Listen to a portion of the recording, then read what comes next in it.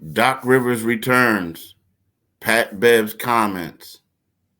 The Sixers look bad.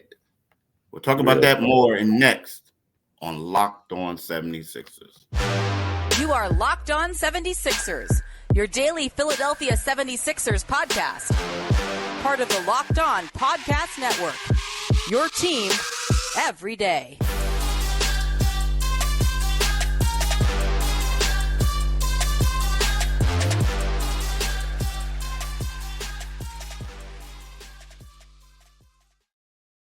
Thanks for making Locked On 76ers your first listen every day. We are free and available wherever you get your podcasts and on YouTube. Part of the Locked On Podcast Network. Your team every day. Hello, I'm Keith Pompey, right next to my right-hand man, John Mitchell. What's up, Mitch? How you doing, bro? I'm good, Keith, man. How you doing, bro? I'm great. I'm great. That's what you need to be. Great. I'm trying to go from good to great. Yeah, you gotta elevate. Just elevate. but look, man, we got a lot to talk about. The 76ers, they look good against Cleveland a couple nights ago. And then last night or yesterday, rather afternoon, Doc Rivers and the Milwaukee Bucks come to town and yeah, they look bad. They look bad. They lost 119-98. I believe the closest they ever pulled within at one point was 12 points in the second half after they were, getting boat raced. That's the word of the year, boat race.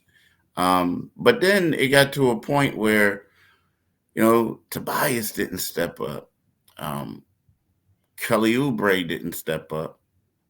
Buddy Hield didn't step up. All three of them struggled shooting the ball. Now, Tobias, I'm going to give Tobias credit. Tobias has been playing well on the defensive end. But right now is the time that they need him to score some points, and it just hasn't been happening as of late. Buddy looks just like before. It was a point where we thought, John, where Buddy was looking like early on that he's a guy that was more versatile than we think. Now he's a guy that gets lost, and he only looks, he can knock down some threes, but he shoots a volume of them, and he's been shooting for a low percentage, so to speak. Yeah. Outside of that, he ain't doing nothing. Kelly looks aggressive, but he looks out of control, which leads to his shot missing. So they just didn't look good at all to me yesterday. Not at all. No, I agree, Keith. Man, they came out and they gave up 35 points in the first quarter, and just scored 21 of their own. And that kind of just set the tone for the rest of the afternoon. I mean, at no point during that game did I ever get the feeling that Milwaukee was ever in trouble. It didn't matter. The Sixers were switching and trying out zone defenses. They were trying everything, and they just couldn't really. They couldn't stop the bleeding. And you're right. You hate to be, you don't want to just keep singling Tobias out at the offensive end, but since they've come back from the All-Star game, he's had some really mediocre performances. I was looking at his statistics. I think in 3 games he's like 12 for 34 from the field in the 3 games that he's been back since the All-Star game. Didn't look too bad. I mean, Cleveland game he played well, played a pretty complete game, but he just doesn't have it going. And like you said, Kelly Oubre's missing these dunks. He's getting to the rim and he's missing dunks. And they wind up looking like a team that's kind of standing around, watching Tyrese Maxey, and he's starting to shoot, become more of a volume shooter. And, again, they're going to blitz him when the rest of those guys aren't making it happen.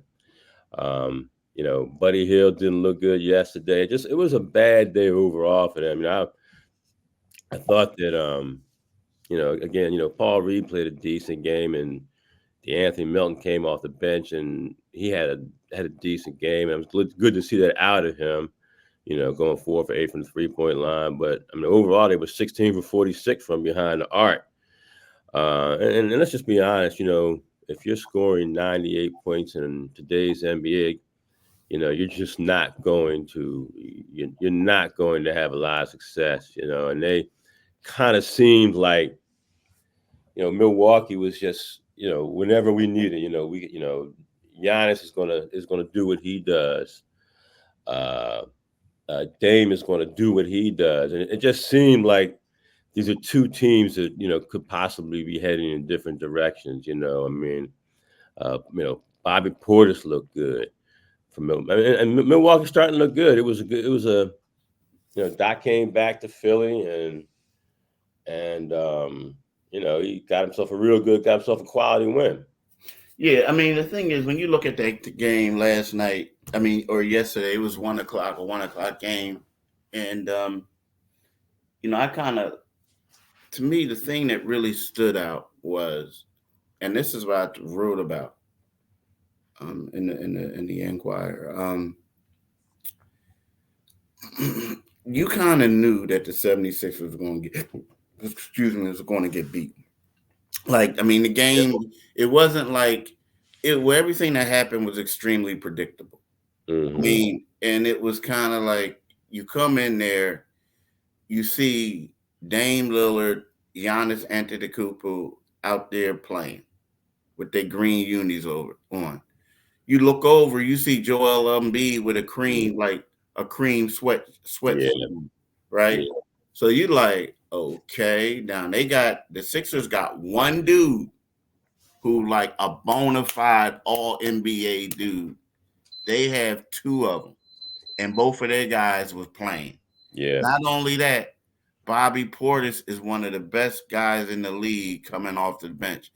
Gritty, he has size, he can shoot, he's really athletic, right? Mm-hmm. Then they got one of the elite rim protectors in Brook Lopez playing, right? Yeah. So we talking about they got these four dudes.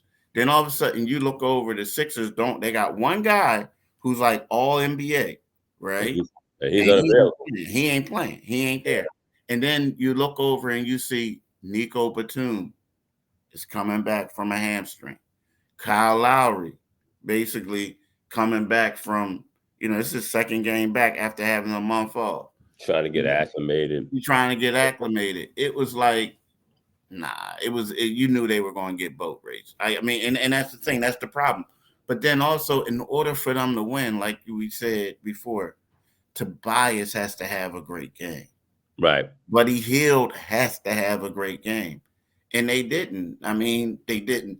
The one thing that I will say is the Sixers are deep at the guard spot, but it's hard when the guys that you need to contribute ain't going to contribute.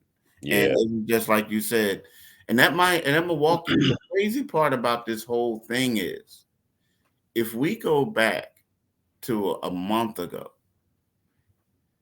that Sixers squad would have been on par with the Bucks. Yeah, no doubt about it. Yeah. Would have been on par with them. It would have been a great game. The game was on national TV. I mean, there's a reason why they got them. That was a matinee. Yeah. A Sunday matinee. There's a reason for that. I mean, obviously, when they put that game on the schedule, they didn't know, the Doc would be coaching them. They were like, you know what, this would be Joel Embiid versus Giannis, and Dame and an emerging Maxey. And even though they didn't know Maxey would be emerging at the time, but it didn't turn into what we had hoped it would turn into, and the Sixers. I mean, it's interesting because Milwaukee was coming off of a very nice win at Minnesota. And I thought that the win at Minnesota might have them a little bit distracted, but the players knew, and I'm sure Pat Bev put it in their ears, like, hey man, this is and this Doc's going back to Philly. He was coach there for 3 years and had a really nice stint, had a really nice tenure there, and they showed up, in Milwaukee again. Milwaukee looks to me. The recent record doesn't indicate it, but I think that that's a team that's really going to start trending in the right direction in the second half of the season. Yeah, I agree. I agree. I mean, yeah. I mean, they look good because when I look at you look at Cleveland. I don't see Cleveland. I mean, Cleveland is one of those squads that's busting their tail in the regular season. They're doing everything they can to look good in the regular season, but I just don't see them contributing as being that squad. Right. You look at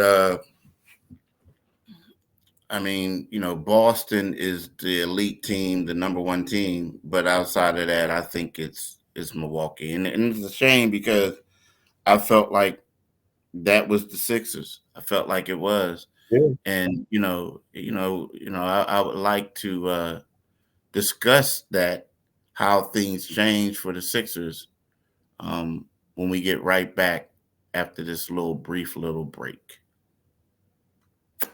So, Mitch, Mm-hmm. here's the deal. Pat Bev was talked yesterday. We all know that. I was going to say we all know, but some of you guys who don't know, Pat Bev was the heart and soul of the 76ers this year. They picked him up in free agency. They signed him to a veteran minimum contract. And and what happens is Joel Embiid gets injured. The Sixers start making trades. And then next thing you know, the Sixers trade Pat Bev to the Milwaukee Bucks. The Milwaukee Bucks was basically Pat Bev was what the Milwaukee Bucks was missing. They Yeah. needed a guard who had toughness, a guard who can defend the whole nine. So what happens is the 76ers trade Pat Bev, who was on the expiring contract.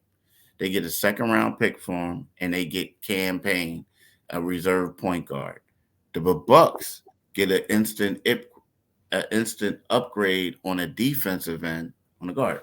So Pat Bev was asked about comments he had before in regards to in regards to the Sixers' commitment to winning and everything like that. And what he said was, "Yeah, I think they want to win a championship. I think they do. They just don't want to win one this year. It's just obvious with the moves they made." And when you think about it, you look at it, the two guys that they had, and I know they wanted to get Buddy Hield, but the best bench guys they had, the two guys who had that grit and determination, were Pat Beverley and Marcus Mm-hmm. Morris. They're Yeah. both one. And no matter what you want to say about all these other guys coming back, they lost that coming off the bench. Now you do have Kyle Lowry. I'll give them that. They picked up Kyle. But from the forward position and what Mark and what McCall did, they lost that edge that they used to have. Now again, Joel Embiid's not playing. I get it. But what Pat is saying is basically once Joel went down, yeah, they want to win, but their goal is the free agency, and Yeah. I kind of agree with them. I mean, I do. I mean, what's your thoughts on it? Yeah. Well, like I've been saying, we've been tossing it back and forth. Should the 76ers even bring Joel back? And, I mean, I know it's kind of premature because, he's going to be evaluated soon and we'll have a really good idea where he is. But, as we've watched this team over the last 3.5 weeks, since the injury, they're struggling. They're inconsistent. They, one day the front court shows up, one day they don't. They've got, they've added Buddy Hield, who would be a great complementary piece alongside Joel. Without him, without Joel, they're just, all these pieces that were coming together. I mean, it's hard, Keith, because you look at, the team, interestingly enough, they lost their season opener against Milwaukee. And then they responded with that 8-game win streak. And they had rhythm. They were in sync with one another. And you kind of got the feeling that, hey, you know what? They're not going to fall out of the top three. They're going to be among the top three teams in the Eastern Conference. And, that long-held goal of getting past, the second round for the first time since, 2001, it's going to be a possibility. And, and Pat Bev, he was being frank, he was being honest, the goal is, I think right now, they want to tread water. They would like to be a part of the playoffs. They don't want to wind up in the play-in. But the reality of the situation is that there are teams that did get better. Teams like Indiana, teams like New York, that are, look like they're going to be ahead of the 76ers. I mean, really unquestionably are going to be ahead of the 76ers. And who knows what they'll get when and if Joel Embiid returns to them. But what we do know is, with all the time off, Joel's not going to be, he's not going to be in game shape. He's got to work his knee back. And so I think Pat Bev was right. Pat Bev's he's a fire starter. He's a fire starter. But I think what he said was true. The goal has changed. And it's interesting because the season has gone from, the uncertainty at the start of the season to, okay, yeah, we are better than we thought we were, to now, we're just treading water. We're just trying to stay above water. And that's where they are. And Pat Bev, I know when y'all walked over to ask him that question, he was like, yeah, this is, because he's going to call it like he sees it. He was a big part of what they were doing when he was here, with his grit and his toughness. But now I think he's found a good place. He's back in Chicago. And you can't hate on a brother for being honest. You know what I mean? Mm-hmm. For calling it the way it is. No, he's being real. He's being real. And then the thing is, like, it makes sense. When you look at it, I think that Buddy Hield is a guy that they probably said, I felt like, he was a guy that they looked at and they probably was, he could help us out. Mm-hmm. But maybe they just trying to look at him to see, because if he struggles, I don't know if they bring him back. You know what I mean? But he's on the expiring contract. Right. So, let's try him out to see how this stuff works out. Yeah. Ideally, it's weird because you feel like if everybody comes back to play and they tread water, they may be a dangerous team in the playoffs. But all of it is predicated off of what Joel does. Yeah. Everything. Yes. But yesterday wasn't from a competitive standpoint. I just didn't like it. I'm just going to say, let's go over the stats. And we're going to talk about Tobias. And what I mean by he did certain things good, but other things he didn't. So Tobias had 8 points on 3 for 11 shooting. He was 0 for 3 on threes. He had 8 rebounds. 7 of them came on the defensive end, right? And he had a team high 3 blocks, but he was a minus 14, right? Mm-hmm. Now let's go to Buddy Hield. So Buddy Hield had 11 points. He shot 4 for 13, 3 for 9 on threes, which is 33%. Yeah. He had 4 assists. He had 2 turnovers, and he was a minus 8 in 27 minutes, 30 seconds. Mm-hmm. Now, Kelly Oubre was 12 points, 5 for 15 shooting, 1 for 5 on threes. He had 9 rebounds, 5 of them on the offensive end, which was the game high, the most of any player on offensive boards, right? He had 2 assists. He had 3 steals. He had 3 turnovers, but he was a negative 21 and 29, right? So what I'm saying is he just, to me, was out of control. So you look at it and you say, well, if these guys play well and Joel Embiid comes back, they may be a hard deal. They're hard to deal with. So I do think that. But at the same time, if they don't play well, they got major decisions to make, man. A lot of decisions to make. A lot. Well, I think looking ahead I think they're in a good place, overall. And I will say that I do like Buddy Hield, but I like Buddy Hield. It's the chemistry thing. It's does a piece fit, and have you put that piece in at the right time? Buddy Hield.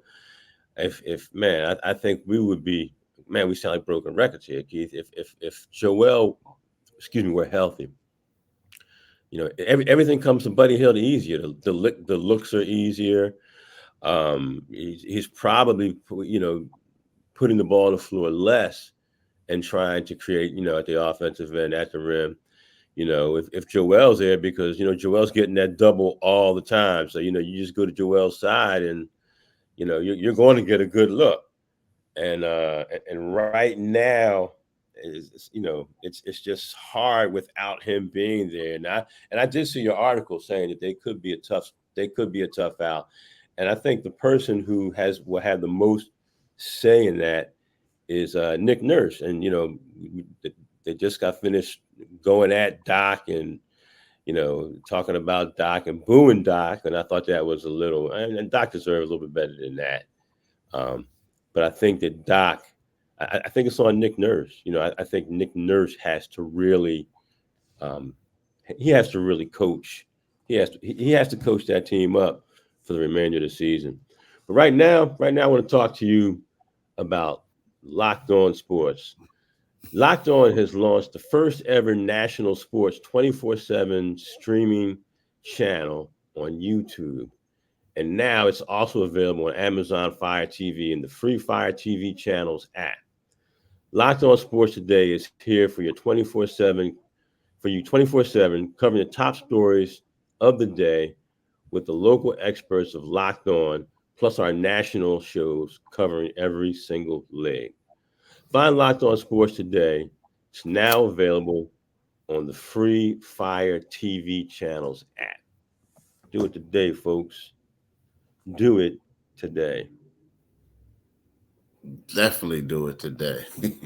But look, also, you know what? You said something today about Doc, right? And he got booed. It was weird. It was like, Doc was a good sport. Meaning, I ain't gonna call him a good sport. Doc knows the deal. Doc one of those dudes, and I'm just saying this. Doc could care less what people say about him, right? You know what I mean? You're gonna boo him, you're gonna not. I mean, heck, the Sixers was owing them money. He was still getting paid by the Sixers. I think now, it takes over. Well, the Sixers are paying, part of his salary. That's how it goes for the first year or whatever. But now he's getting paid off, huh? He had 2 years left on his deal. Yep. So we had 2 years. So now he don't get paid by the Bucks. So like, yo, bruh, it's like y'all can call me whatever y'all want. Yeah, it's good work. Yeah. The 15th. Life is good. You know what I mean? Like, yo. So anyway, look, here's the deal.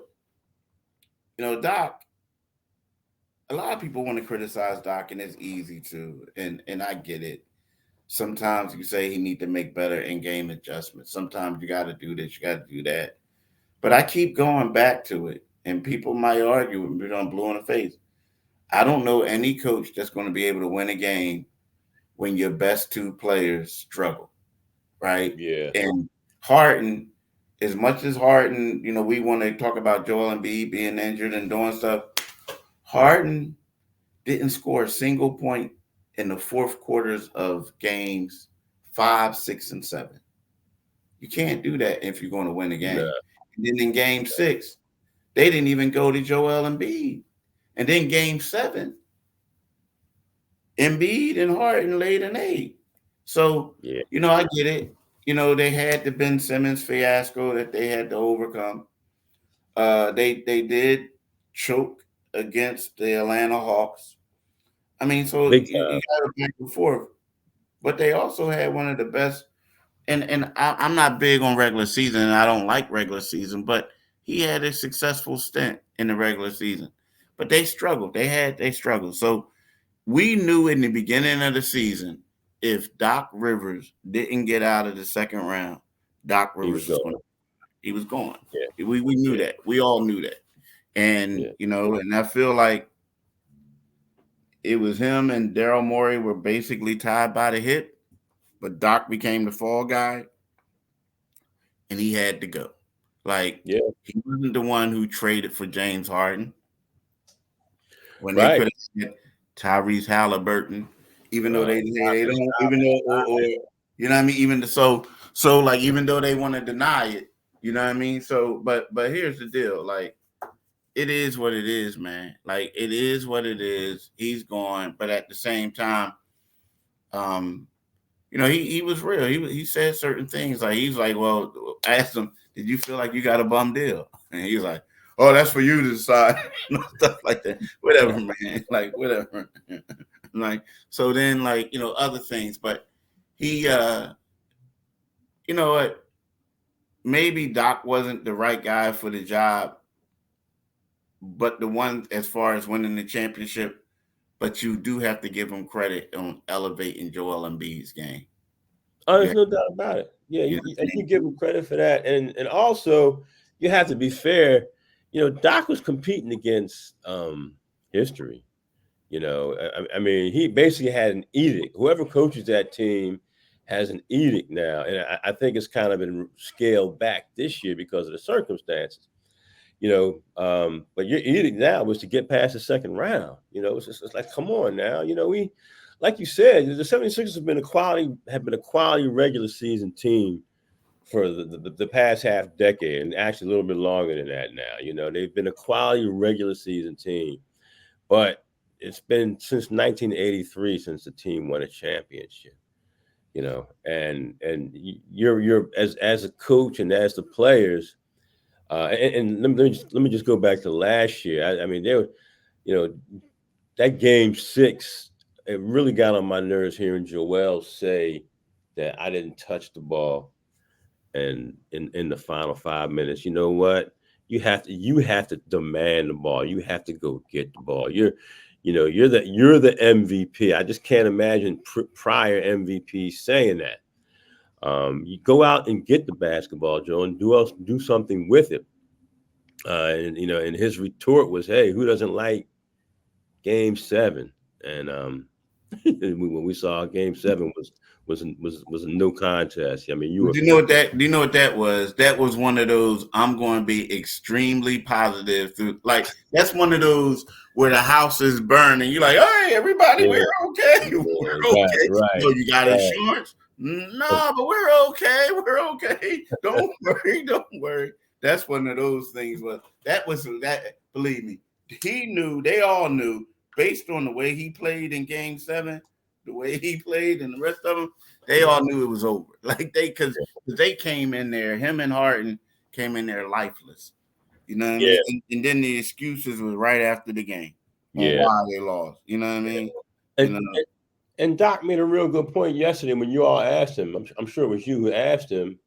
I'm sorry, when he said, he asked the reporters, who among you thought we were going to, at the start of that series, we're going to win that series. I was like, and I was like, well, hey, it was, I mean, you got by Brooklyn. I mean, Brooklyn was bad last year, bad and banged up and in transition, and that was a mess. And lo and behold, you got Boston sitting right in front of you. And quite honestly, before that series started, and before they won Game 1, when there was no pressure, and we know James Harden thrives when there's no pressure, but there was no pressure there. Nobody expected them because Joel didn't play, and they went to Boston and won one.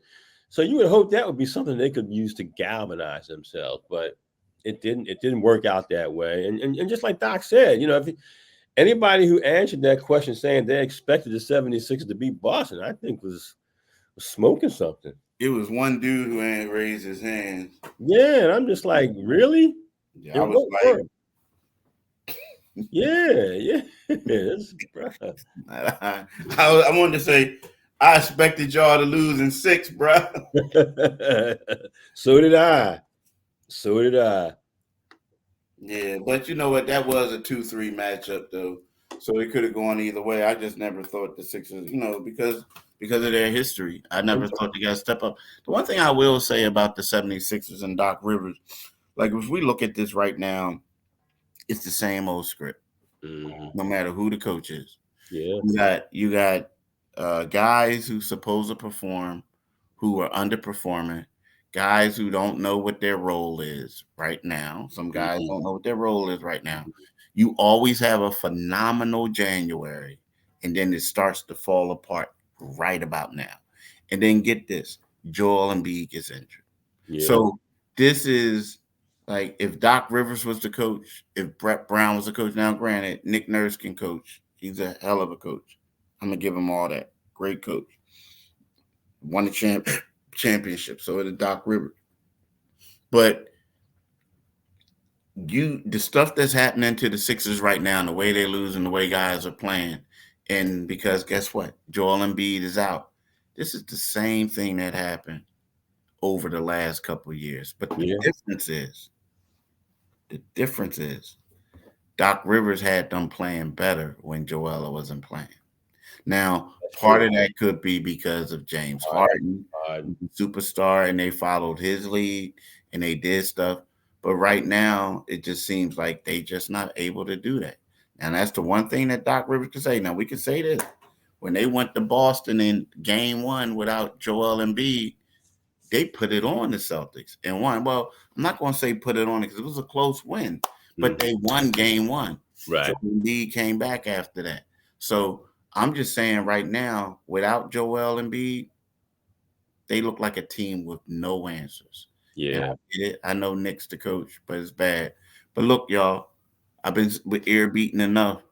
We want to thank y'all. We want to thank y'all for listening. We want to thank y'all for making Locked On 76ers your first listen every day.